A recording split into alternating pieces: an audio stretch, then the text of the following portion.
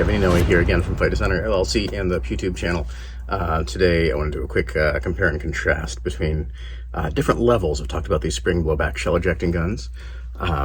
Some of them are able to shoot little plastic projectiles. Some of them are not. Some of them have little laser training things worked out. Some of them don't. But for me, for props use, the biggest difference is some of them are better built than others. Some of them are more expensive than others.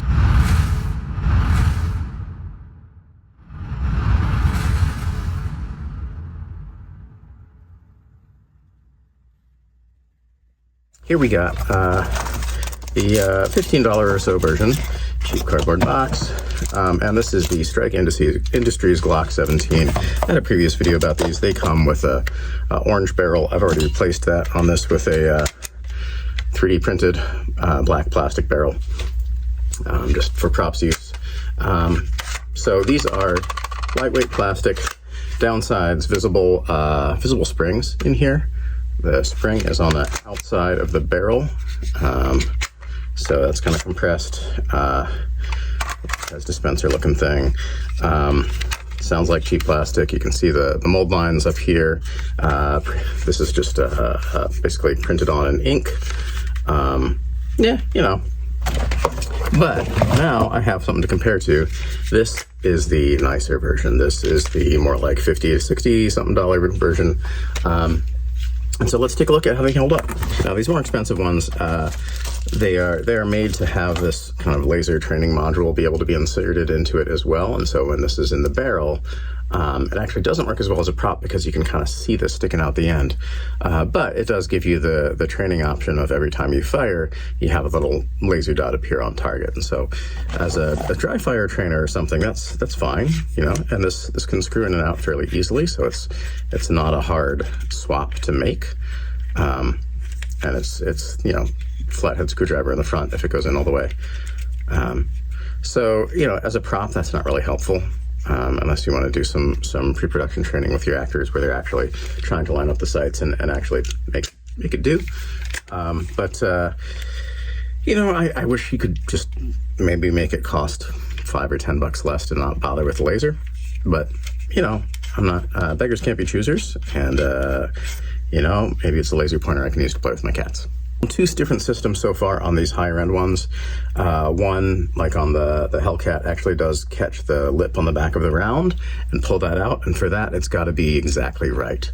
This kind, where it just hits that ramp and shoots out, if you get a close-up of the ejection port when it's firing, not going to look as good, but it's a lot less picky about ammo, which is great because some of these I've got some better looking rounds and some of them I don't. And you know, like the Hellcat came with these glow in the dark green ones that are just weird.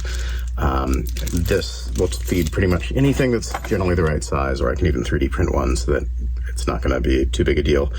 I don't have to worry about the durability of the lip because it's not actually catching the lip. It's just hitting that ramp and sending it out. Hold up. First of all, weight, big difference. This one feels a lot heavier, in part because it's got more metal and it's just more solid all around. More different parts. You know, this is the lower frame is basically all molded as one. This one I can tell the inserts are a little bit different on the grip. Some more functioning bits. You can kind of see it, like, you know, the bolt on the mag release here is just molded in. This one's actually a bolted in piece of metal. So, you know, definitely some differences. You can see in the trigger, this has got that cheap molded look where it's kind of like hollowed out in the middle. A lot of this line of the cheaper versions have these. This one does not. This has got the functional sort of trigger safety thing, and it is actually functional, the Glock style inner trigger. So it won't fire without that. This one just has kind of like a molded in shape up there. This one has an actual removable panel, so you could put a red dot sight on that if you wanted to. This one, I can't rack the slide. This is one of those ones, some of these spring blowback ones, you can't rack the slide without breaking it. The slide does lock back if it's empty, and it will eject these casings until then, but you know, it's these kind of casings with a little spring inside the shell, and it does that fairly reliably. I appreciate that. You know, it's not bad. You get a decent action and all. Sights are just kind of molded in bits of plastic here. But here we can see you've got actual like fiber optic sights, little glowy bits. They're a separate piece that's not just molded in. It's actually assembled. I can rack the slide, which is nice. The barrel is metal, and it's actually a nice fluted barrel here, so they're even going a little fancy on that. The mechanism on this is one of those ones where there's just like a little ramp on the inside, so it doesn't actually have to catch the lip of the round. But as it comes back and then comes forward again, it'll hit that ramp, and that'll push it off the magazine, and it'll make it go forward. The magazines are similar, but the nicer one has the actual like double stack morphology. It's got the markings on the back here. It's even got the little Glock logo. The cheaper one is just straight and obviously fake. It's got the like Pez dispenser spring thing here that a lot of the cheap airsofts do. This one does not. They both have to be modified because the rounds are shorter. These are not full-length rounds. They're kind of splitting the difference between a shell casing and an actual full shell. But, you know, that means that I can, in theory, rack the slide and eject around that way, as well as having it just fire and eject around there. I haven't found that this is any more or less reliable, though. Like, in terms of consistency of shell ejection, they're about the same, and if anything, the cheap one might be a little bit better.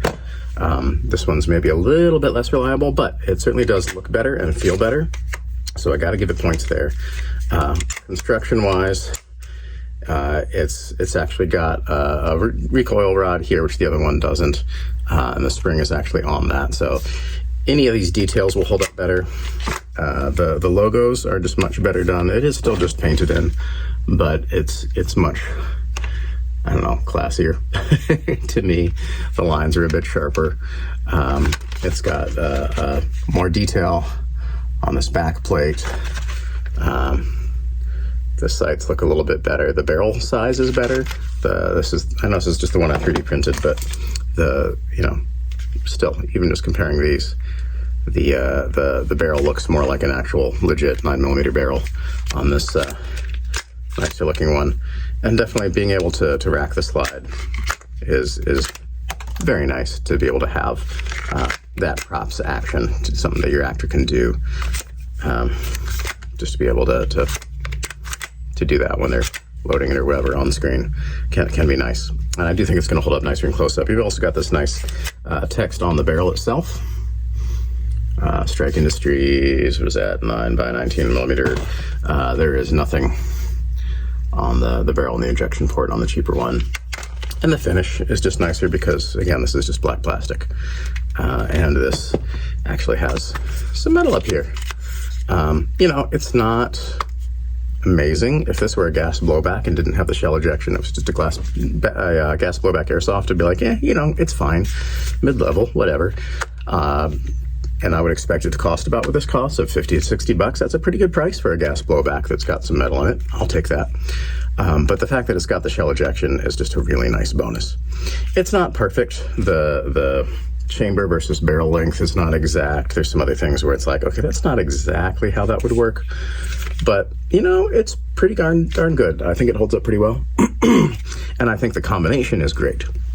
If you've got this as your hero prop that you can use in a way that'll hold up to close-ups, and really have your actor used for those close-ups where you need the prop to look good, but you have this as a backup in case anything happens to the hero prop, or just for the wider shots where you don't want to risk anything happening to the hero prop. Maybe it's a shot where they're like diving and rolling and then firing. Don't risk your hero prop. Use one of these like $15 ones, have like 3 or 4 in the back storage ready to go in case you break one. If you need to wrestle over it or whatever, use one of these, not the hero prop. So I think that makes a great combination. The fact that you can get a cheaper version that's a pretty darn good copy, and actually does a lot of the same basic things. So it could, if this one dies, this one could finish your movie. It wouldn't hold up quite as well in close-up, but it could do the job in a way that I wouldn't necessarily think with some of the cheaper airsoft spring guns versus the really nicer gas blowbacks or whatever. So, I think it's worth having at least one of these, which is what I've got right now. I might get another. And I've got several of these cheap backups. And I think that's a great way to go. And I can't wait to get to play with some of these on a film set and see how they turn out. So till next time, play safe, stay sane, stay healthy, have fun, look good doing it. And I'll see you next time. Thanks.